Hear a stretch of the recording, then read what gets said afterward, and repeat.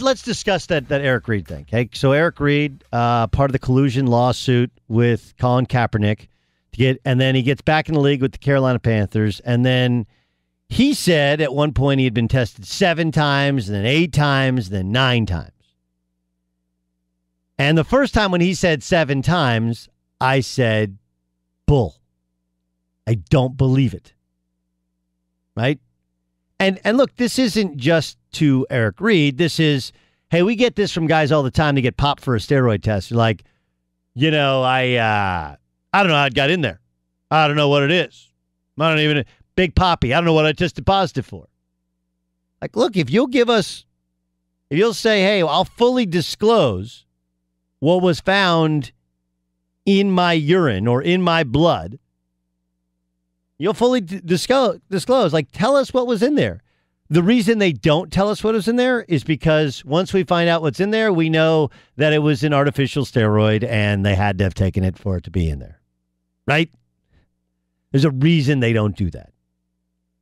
It's just like some of these former players who are like, well, the reason that steroid guys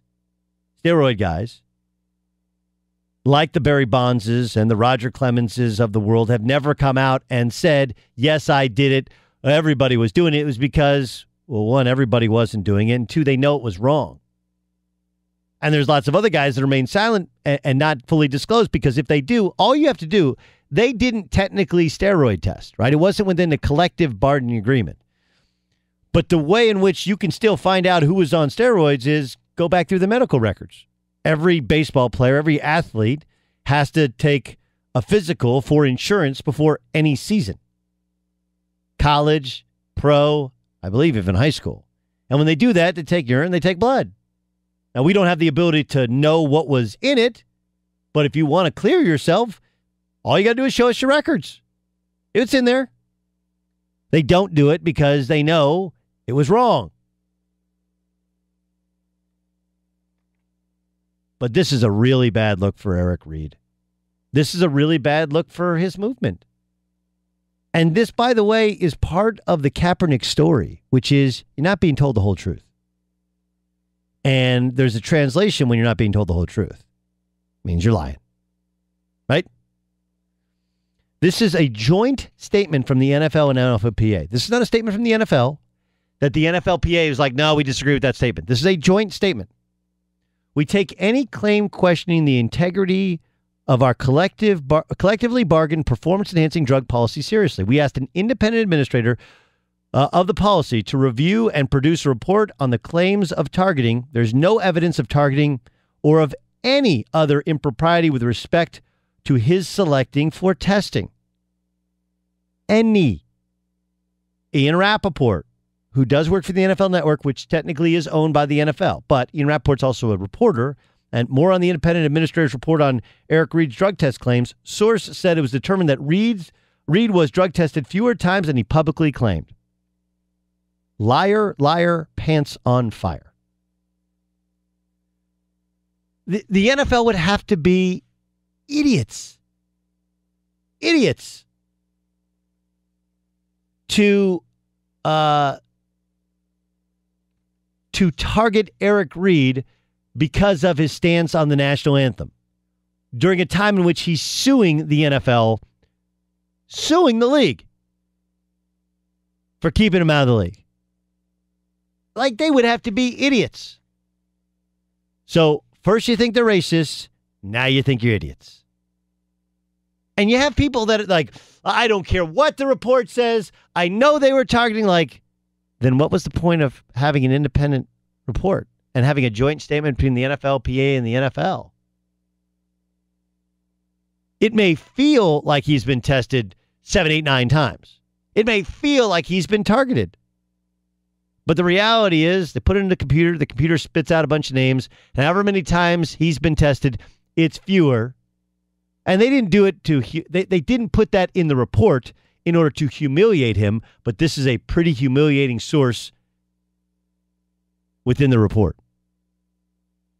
And you end up doing more damage than you do, more damage to yourself and to your movement.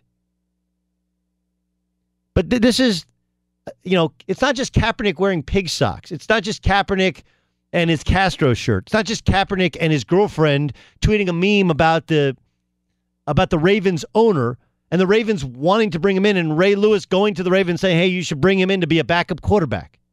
And by the way, they went out and got an athletic backup quarterback. His name's Lamar Jackson, and he led him to the playoffs. That could have been you. It's Colin Kaepernick's people have said he wants to be a starter, and he wants starters' money. That's why Seattle wanted nothing to do with him. Like, hey, we have a starting quarterback. That's why Denver, that's one of the things that John Elway was trying to tell you at Denver.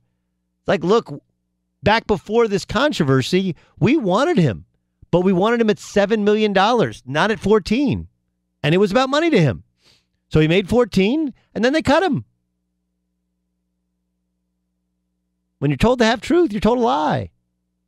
Eric Reid may have been tested 5 times instead of 7. But you said 7, so you lied. And you made it out to be like you were being targeted. And now that we have facts,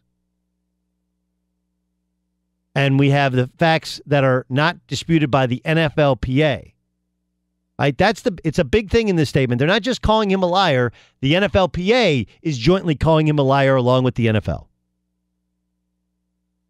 And the NFLPA sticks up for everybody. Right? They are the union. He is a paying member of that union. And the NFLPA saying that there is no evidence of targeting or any other impropriety with respect to his selection for testing. That is case closed. That is Eric Reid trying to create some sort of controversy when none exists. In our everyone's a victim society, I want to be a victim. Even though he was given an opportunity. And oh yeah, by the way, their defense was a disaster. Not all his fault, but he was part of the defense that had the entire defensive coaching staff fired during the season. Like the NFL does dumb PR things, but like they're not that dumb, right? They're not idiots. You can make mistakes, but they're not idiots. You think Roger Goodell, you got Roger Goodell, who things are good, ratings are up, the controversy's kind of gone away, the lawsuit, while it's still taking place, whatever happens, happens. You think Roger Goodell is going to pick up the phone, and sit there and go like, hey, he's back in the league? Let's drug test him. Let's get this guy. Here's the other part to it. If you didn't take performance-enhancing drugs, what's the big deal? You're just peeing in a cup. You're just peeing in a cup. Yeah, they watch you while you pee in a cup. That's part of the protocol. And yeah, you got to do it after an NFL game. It's a little bit tedious. So does every other player in the NFL. That's how they maintain a clean game. If anything, and I've always said this, if you want to disprove anybody who thinks that you might be doing something, then I actually look at it as I've always looked at this. My mother-in-law, I was pretty yoked up in college. Like for a 42-year-old guy, I'm in pretty good shape. When I was in college, I was very big, very strong, very muscular, very athletic. And my mother-in-law once asked my wife, Doc ever taking steroids? And my wife waited like 6 months before she actually asked me, said like, you know what my mom said? No, what'd she say? She asked me if you were on steroids. Like, that's like the nicest thing, the coolest thing anyone's ever said to me. If somebody asks you and you're not on steroids, you're on steroids, that must mean that your physique looks pretty damn good, doesn't it? That's like if you ask a woman, if they're real. Remember the famous scene from Seinfeld? They're real and they're spectacular. That's if they look so good that somebody thinks they might be fake, that's actually a compliment. Regardless of which, this is not a compliment to Eric Reid. This is, I don't want to hear from Eric Reid anymore. Because making up facts is lying. And you lied with the intent of making the NFL, trying to make the NFL look bad, look like conniving guys that are vindictive. And they may be conniving, and they may be vindictive, but they're not idiots. because it would have to be beyond stupid to target Eric Reid after he's suing the league and he gets back in the league with the Carolina Panthers.